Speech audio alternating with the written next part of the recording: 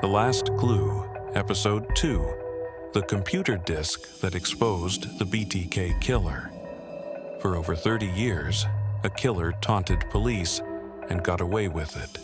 He called himself BTK, Bind, Torture, Kill. He didn't just commit crimes, he wrote letters, left clues, and demanded attention. Police chased him for decades, but he always stayed one step ahead. Until one day, the killer made a simple mistake.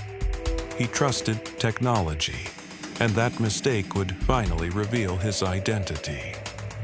Every crime leaves evidence, but sometimes it's the smallest decision that changes everything.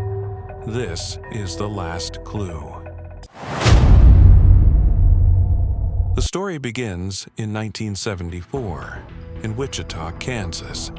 A family of 4 was found murdered inside their home. The crime shocked the community. There were no clear suspects, no obvious motive, only the brutality of the scene. Not long after, another victim was attacked, then another. The killer began to develop a pattern. He would stalk his victims, study their routines, and enter their homes when they were most vulnerable. He took control, binding them, terrorizing them, before carrying out the final act. The city was living in fear, and the killer was just getting started. Then, something changed. The killer began communicating.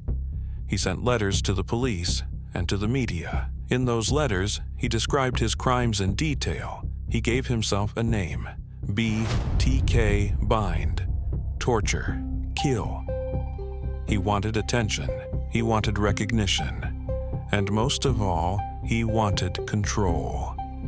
Each message proved one thing. The killer wasn't just committing crimes, he was playing a game. As the years passed, the killing stopped. BTK disappeared. No letters, no crimes, no clues. The case slowly went cold.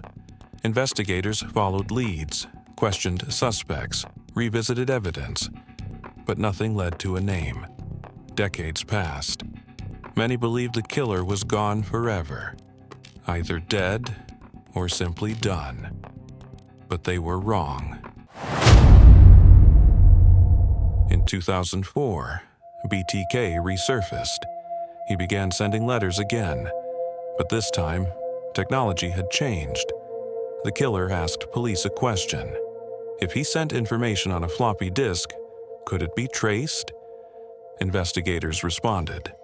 They told him it would be safe, but it wasn't. When BTK sent the disk, forensic analysts examined the metadata.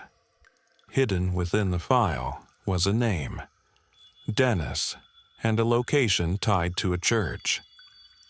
It was the clue investigators had been waiting decades for. Police quickly focused on one man, Dennis Rader, a compliance officer and a respected member of the community. But behind the normal life was something much darker. Investigators obtained his DNA.